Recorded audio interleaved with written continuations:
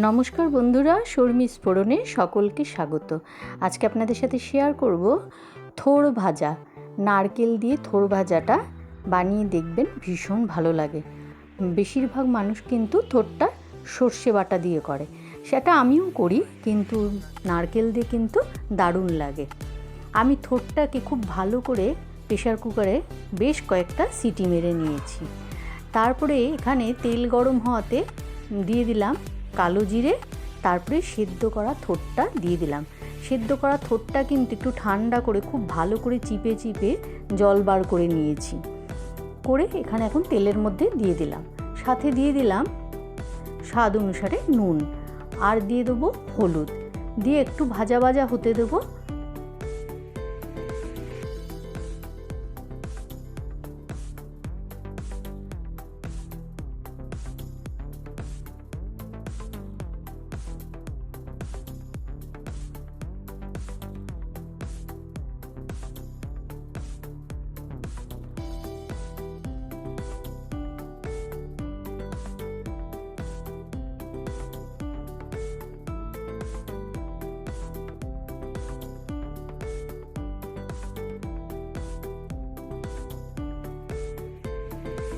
বেশ কিছুক্ষণ ভাজা ভাজা হয়ে গেছে। এখন আমি দিয়ে দেবো কয়েকটা কাঁচা লঙ্কা। কাঁচা লঙ্কাটা দিয়ে আবারও একটু ভাজা ভাজা হতে দেবো। তারপরে আর সাথে এখানে দিয়ে দিলাম 2 চামচ চিনি। চিনিটা না দিলে কিন্তু একেবারেই এটা ভালো লাগবে না, তার জন্য 2 চামচ চিনি দিয়ে দিলাম। আপনারা চাইলে কম চিনিও ব্যবহার করতে পারেন। এরপর একটু ভাজা ভাজা হয়ে গেল, তারপর নারকেল আর ঘি দিয়ে নামিয়ে নেব।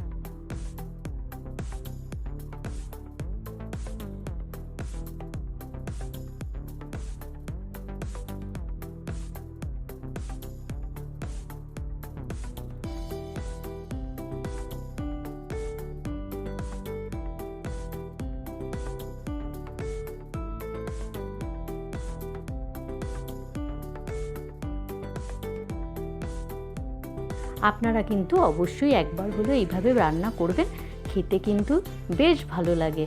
হাফ ভাত এ দিয়েই খাওয়া হয়ে যায়।